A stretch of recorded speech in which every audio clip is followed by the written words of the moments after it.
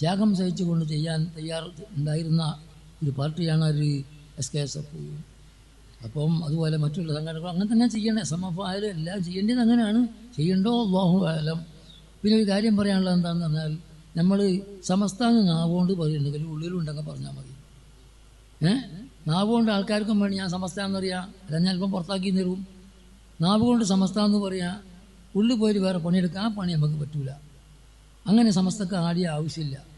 അപ്പം അതുകൊണ്ട് ഉള്ളും പുറവും ഹക്കാണെന്ന് ബോധ്യപ്പെട്ട നിലക്ക് ഉള്ളിലും പുറത്തും സമസ്തയാണെന്ന് ബോധ്യമുണ്ടെങ്കിൽ ഉള്ളിലും പുറത്തും ഉറച്ച് നിന്നുകൊണ്ട് സമസ്തയിൽ അടിനിരന്നുകൊണ്ട് SKSFക്ക് ശക്തി പകർന്നുകൊണ്ട് നിങ്ങൾ എന്താക്കണം, മുന്നോട്ട് പോകണം. 100-ാം വാർഷികം വരാൻ പോവുകയാണ്. ഇനി വേണ്ടതൊക്കെ നല്ല നിയ്യത്തോടു കൂടി ചെയ്താൽ, നിയ്യത്ത് വേണം, ചെയ്താൽ അള്ളാഹു തലമ്പാടും ഗുണം തരും എന്ന് പറഞ്ഞുകൊണ്ട് ബിസ്മില്ലാഹിർ റഹ്മാനിർ റഹീം. നിർത്തനാണ് ഞാൻ കേൾക്കുന്നുണ്ട്.